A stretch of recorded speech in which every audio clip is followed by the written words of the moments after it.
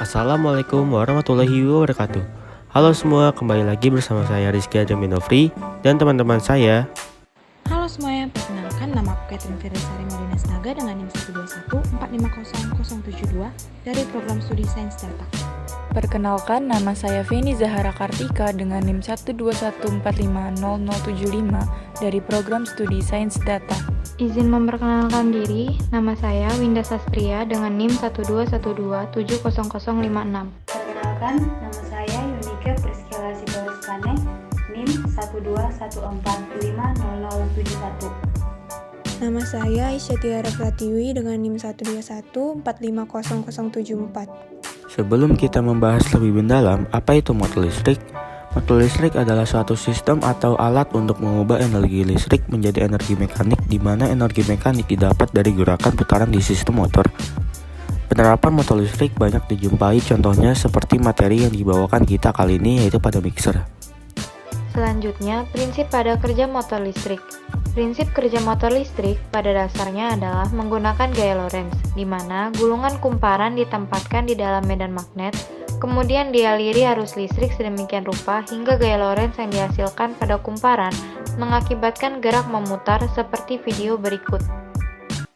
Gaya Lorentz merupakan gabungan antara gaya elektrik dan gaya magnetik pada suatu medan elektromagnetik.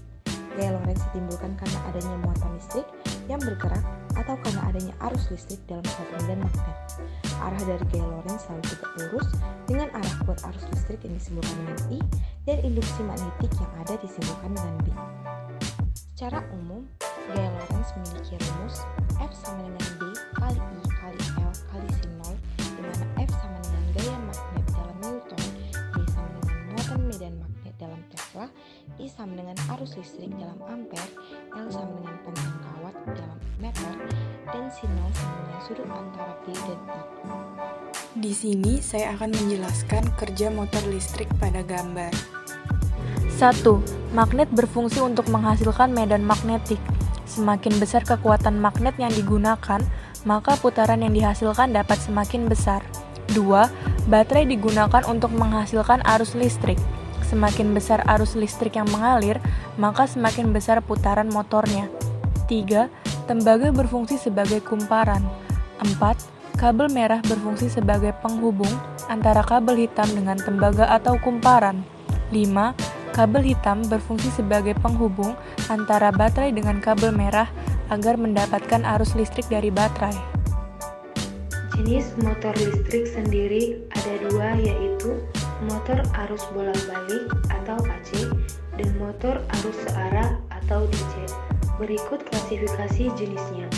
Berikut adalah contoh pembuatan mixer sederhana.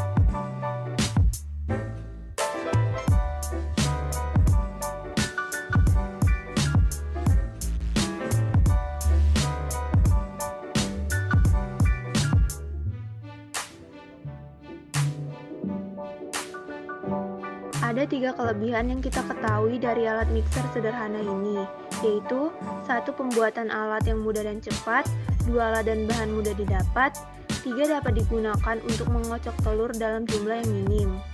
Lalu alat ini juga memiliki kekurangan, yaitu 1. Sulit digunakan untuk mengaduk sebuah adonan dalam skala besar. 2. Boros dalam penggunaan baterai. 3. Alat akan cepat berputar jika daya listrik yang dipakai juga besar. Saran pengembangan alat. 1. Alat mixer ini memiliki masalah dengan kecepatan putarannya, sehingga butuh pengembangan lebih lanjut dari segi struktural bentuk. 2. Alat mixer ini memiliki masalah dengan daya listrik yang diambil, dan tentunya akan boros seiring berjalannya waktu, dan butuh pengembangan lebih lanjut. 3. Produk ini dapat berkembang dengan adanya penelitian lebih lanjut, sehingga alat ini bisa menjadi lebih canggih. Sekian video presentasi dari kami, semoga bermanfaat, kurang lebihnya mohon maaf.